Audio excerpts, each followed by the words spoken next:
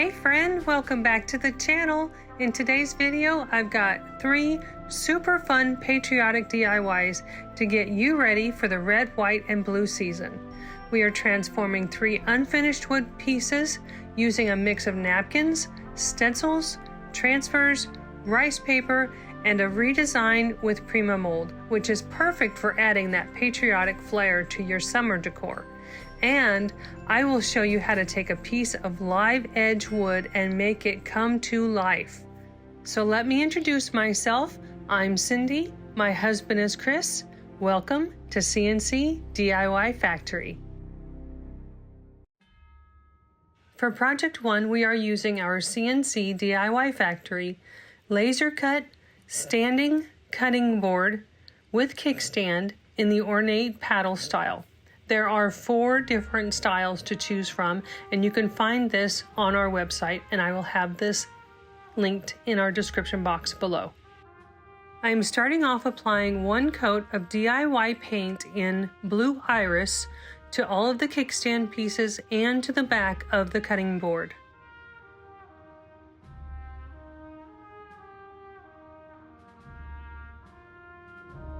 Once this has dried, I am using a white chalk style paint and I'm applying 1 good coat to the front of the cutting board. The paint is a little thick, so I'm using a little water to smooth it down.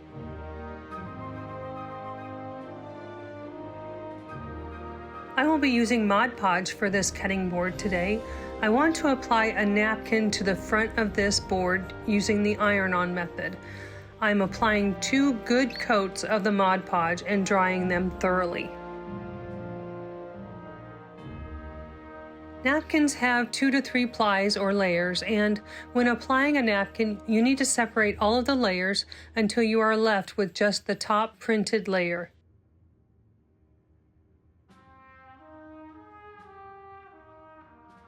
Once I have my placement for the napkin, I am laying a piece of parchment paper over top of it, and using my craft iron with no steam, I'm going to slowly iron the napkin to the cutting board. I use 2 coats of Mod Podge because I feel it gives a better adhesion for the napkin. Once the napkin is applied and cooled down from the iron, I will use my finger sander to quickly remove the excess napkin, leaving a nice clean edge. I want to apply a transfer over the napkin, but I don't know if the transfer will adhere to a dry napkin very well, and I don't want to risk tearing my napkin, so I'm going to put a coat of sealer over the top of my cutting board. The transfers that I'm using today are from Essential Stencil, and this set is called Patriotic Florals. I believe this is still available on their website. To apply a transfer, you must make sure that your surface is completely dry. Then you'll peel off the white backer and lay the transfer on your surface and smooth it down. Then, using a transfer tool, you rub the transfer onto your project. I usually start in one corner and work my way around the entire transfer, paying close attention to the small bits and pieces to ensure they are transferred down. If I miss a piece, I simply lay the carrier sheet back down and rub over it. Once you have your transfer down, turn the carrier sheet over and burnish the transfer down. This rubs off any excess adhesive and it embeds the transfer further into your project. Now it is time to work on the back of the board and the kickstand. Each cutting board has a scored rectangle on the back that indicates where the base plate should be adhered. I'm using a combination of Titebond Quick and Thick and Stick Fast CA glue in the thick formula. Once I have the base plate adhered, I'll seal the back of the board because I did use the DIY paint and that needs to be sealed, and I'll also seal all of the kickstand pieces prior to assembly. Each cutting board comes complete with the detailed instructions with pictures to show how to assemble the kickstand.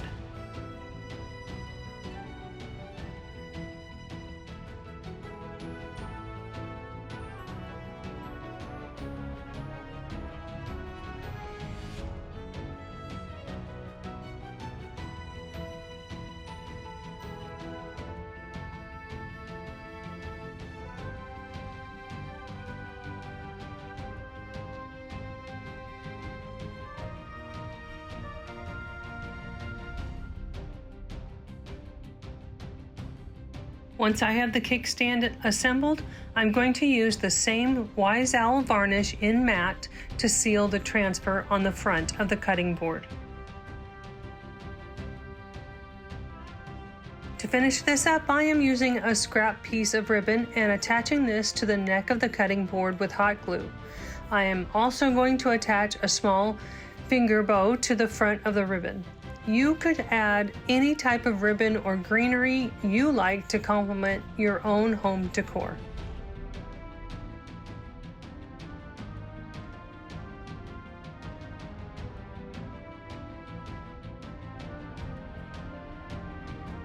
And here is our first project completed and looking very patriotic.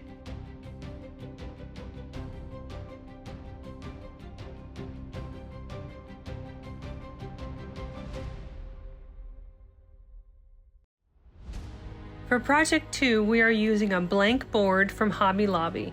I am using Minwax water-based stain in Legacy Brown, and I will apply this to the entire board, front, back, and sides. The Minwax water-based stain dries very quickly, so I don't have to wait long before moving on to our next step. I wanted the rich brown of the stain as the base for this board, so that when I dry brush this cobblestone from Fusion Mineral paint over the top, it would stand out and look distressed.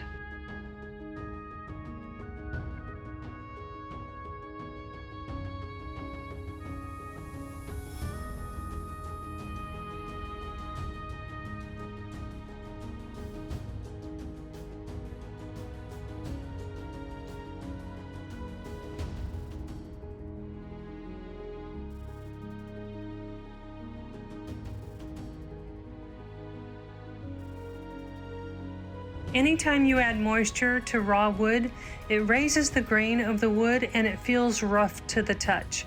So I'm using my finger sander with a 220 grit to knock down the raised grain and leave this board nice and smooth. I have had this mold from Redesign with Prima since last summer when they released it. It is called Happy 4th. I had previously made this flag mold with some mica powders brushed into the mold before adding the Alumilite fast casting resin in black, so I pulled this from my stash to use on this project. This transfer is from Essential Stencil and it is called Vintage Rustic Trucks, and it was released in early 2025. Unfortunately, I just checked and this transfer is not available at this time. However, there are stencils of trucks on Amazon that you could use if you are inspired and want to recreate this look. Once I have applied my transfer to my board, I'm going to flip my carrier sheet over and burnish my truck into the surface. To give this flag a little color, I am using DIY Marquee, White Swan, and Hay Sailor. I'm adding a little paint to a dish and mixing in a bit of water for each of the colors to create a loose paint. I don't want a lot of color, I just want a hint of it to look worn and weathered on the flag.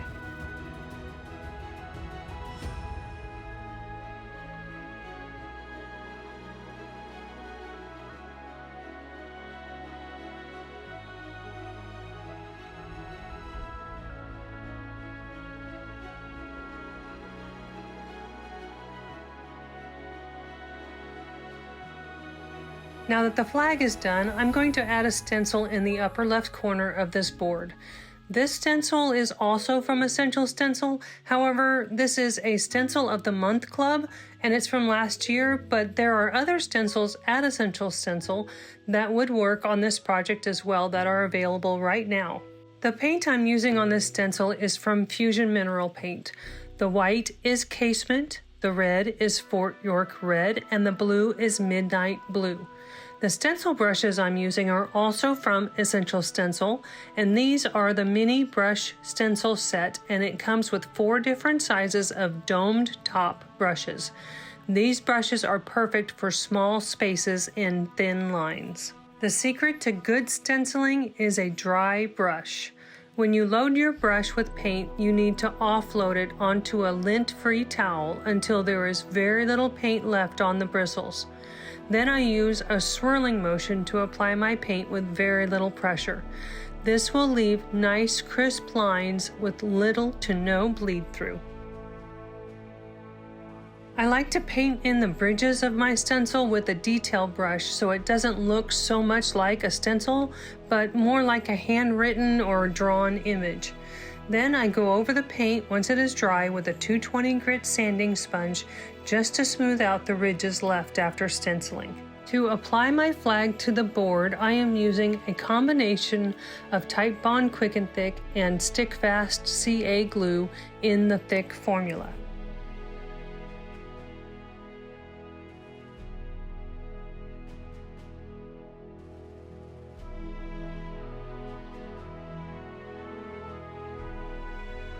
Once the glue has had time to set, I will use the DIY clear wax to seal the entire project, and then I'll follow that up with the Howard's Chalk Teak wax in dark to give the edges some more age.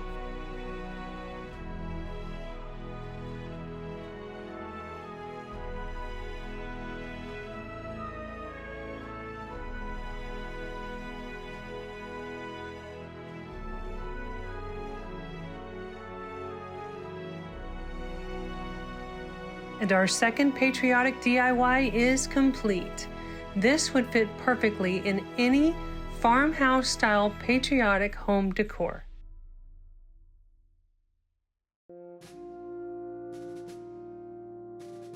For our third and final project today, we are using a piece of rice paper from Decoupage Central, and it's called We the People Yellow.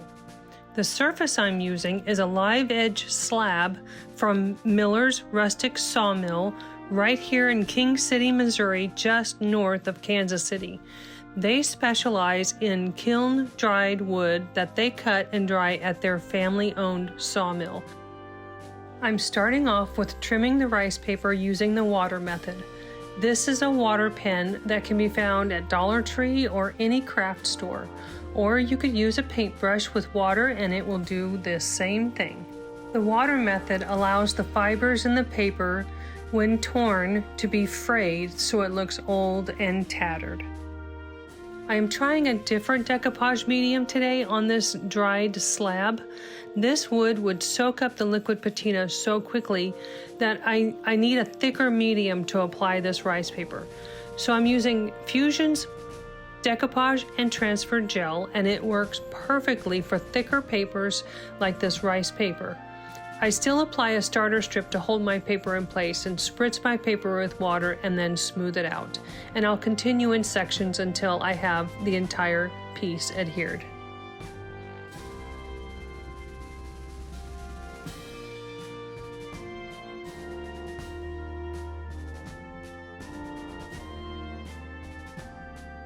This mold is also from the redesign with Prima Mold Happy 4th, and I had poured this along with the flag last year and decided this project would be perfect for it. I am using Titebond Quick and Thick to apply this to the surface. I will be applying an oil to the wood, and I want to make sure the rice paper is sealed up completely. So I am applying a very liberal coat of the Wise Owl varnish in matte to the entire paper. I'm being very careful not to get any over the edge of the paper and onto the wood. This would cause a halo effect, and I don't want to be able to see a color difference along the edge of the paper on the wood once the oil is applied. I'm adding a sawtooth hanger to the back of this slab so that it can be displayed in multiple ways. I like having options, so I could use it on an easel, or I could leave it standing up on its own, or I could hang it on the wall. And here is where the magic happens. This is wood honey, and it can be found at totalboat.com. This is an all-natural, food-safe wood finish and is made right here in the USA. I am applying a liberal amount of this wood honey to the raw wood, and it brings out all the gorgeous beauty in this piece. I will coat the entire piece and then set it aside to absorb into the wood. After about 24 to 48 hours, depending on your environment, this should be completely absorbed and sealed.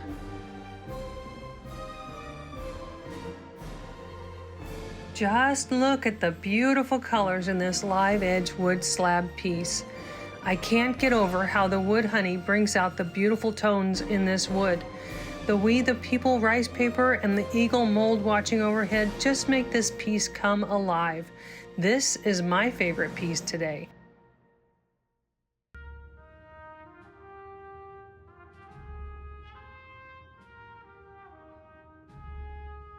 Thanks so much for spending some creative time with me today.